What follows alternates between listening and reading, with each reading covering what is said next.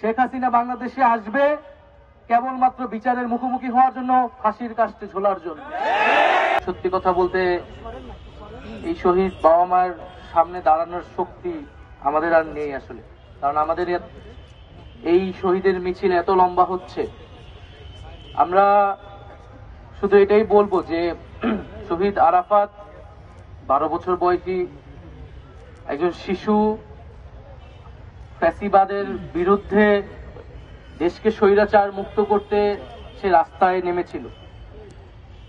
আমাদের সৌভাগ্য হয়নি শহীদ হওয়ার, কিন্তু আমরা যারা জীবিত আছি আমাদের দায়িত্ব এই যে শহীদ হয়েছে যারা, হাজার হাজার শিশু, কিশোর এবং জনতা, তাদের যে আকাঙ্ক্ষা, সেই আকাঙ্ক্ষা অনুযায়ী বাংলাদেশকে নতুন করে গঠন করা।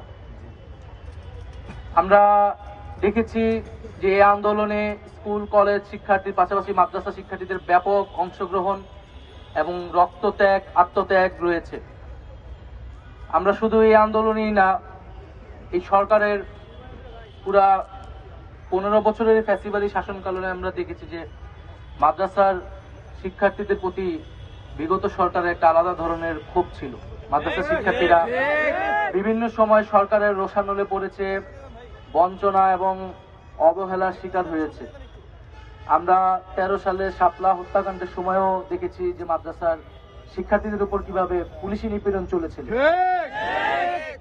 কিন্তু তারপরেও মাদ্রাসার শিক্ষার্থীরা রাস্তায় এই জুলাই আন্দোলনে নেমেছে। স্কুল কলেজ শিক্ষার্থীদের, বিশ্ববিদ্যালয়ের শিক্ষার্থীদের কাঁধে কাঁধ মিলিয়ে তারা লড়াই করেছে।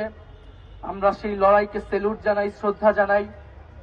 এবং সমাজে যে বিভাজন শেখ হাসিনা সবসময় করে রাখার চেষ্টা করেছিল, এই জুলাই আন্দোলনের মধ্যে দিয়ে সেই বিভাজন দূর হয়েছে।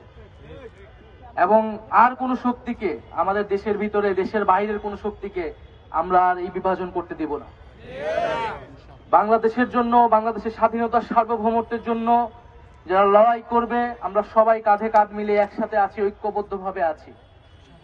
এবং এই জুলাই আন্দোলন যেভাবে গুলি চলেছে, এখনো আপনারা হাসপাতালে গেলে বা যারা আহত অবস্থায় আছেন, এত ব্রুটালি এবং এইভাবে যে পঙ্গুত্ব বরণ করেছে, এটা আর কোনো আন্দোলনে এরকম হয়েছে কিনা আমার জানা নেই।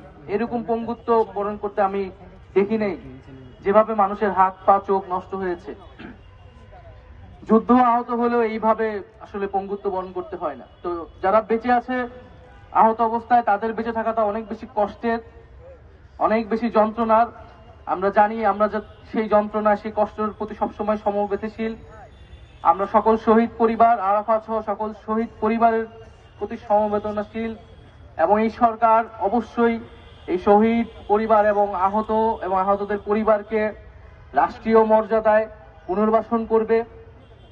এবং তারাই এই জাতির শ্রেষ্ঠ সন্তান, এবং তাদের যে রক্তত্যাগ, সেই আকাঙ্ক্ষা অনুযায়ী আমরা বাংলাদেশকে গঠন করব।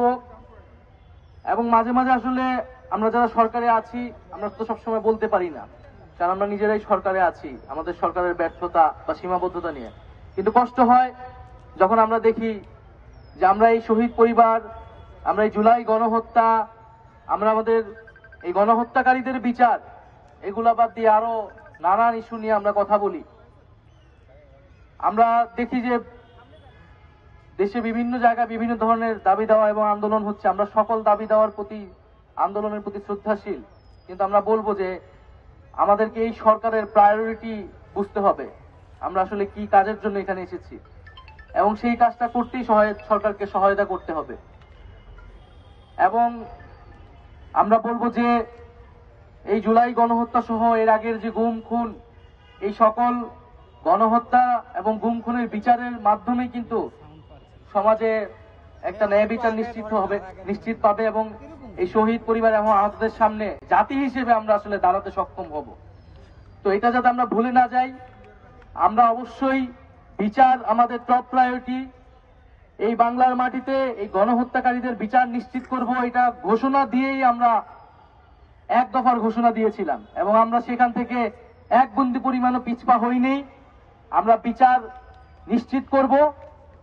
এবং যারা ইন্ডিয়াতে আশ্রয় নিয়েছে এবং ভাবছে যে বাংলাদেশকে তারা বাইরে থেকে অস্থিতিশীল করবে, তাদেরকে বলবো যে বিচারের সম্মুখীন হওয়ার জন্য মানসিকভাবে প্রস্তুতি নিন। শেখ হাসিনা বাংলাদেশে আসবে কেবলমাত্র বিচারের মুখোমুখি হওয়ার জন্য, ফাঁসির কাস্টে ঝোলার জন্য।